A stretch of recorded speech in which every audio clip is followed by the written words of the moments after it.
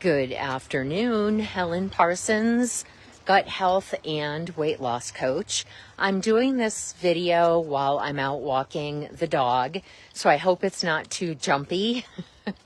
But we have painters in our house. The interior of the house is getting a complete makeover. If you've ever seen the dark colors of our house, it's a 180-degree difference. It is amazing, and I'm going to love it. But it's kind of making things a little off for today. So I decided to do this video while I am out walking Jack. Sugar. Let's talk about sugar and your gut. And this is not to give you a guilt trip. And it is not to tell you that I don't like to use the words bad and good because there's often so much emotion associated with those things. I think especially as women where we get the good girl, bad girl thing. So I really try to avoid using good and bad. But talking about sugar. So you probably know that a lot of sugar is not good for anything. So, right? So your gut has specific bacteria. They're opportunistic bacteria, and those bacteria live off of sugar. And so they make you crave sugar. Sorry. So that's what those sugar cravings are about, because if you don't have sugar, you're going to starve those bacteria, and they want to live, so they make you crave sugar. But it's not the good kind of bacteria that we want to promote. Okay, so that's the facts about sugar in your gut. There's also, I will say that if you're going to have sugar, make it a natural sugar, as unprocessed as possible. So I use coconut sugar a lot in my baking and in my cooking.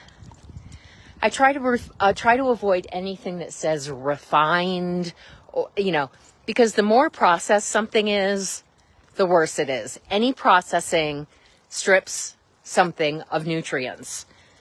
So that's not good, right? So sugar's not the greatest thing, and then you process it and it gets a little bit worse.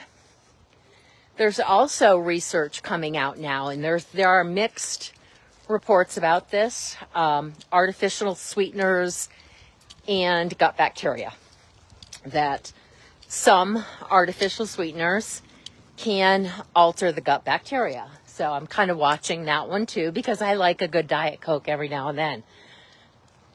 I'm trying to catch my breath because I'm walking and talking at the same time. So when we heal the gut, we try to definitely limit our sugar intake. Once the gut is healed, you can loosen that grip a little bit, but you still don't want to go crazy, because if you go crazy on sugar, you're going to feed those bad bacteria, and that's going to create problems.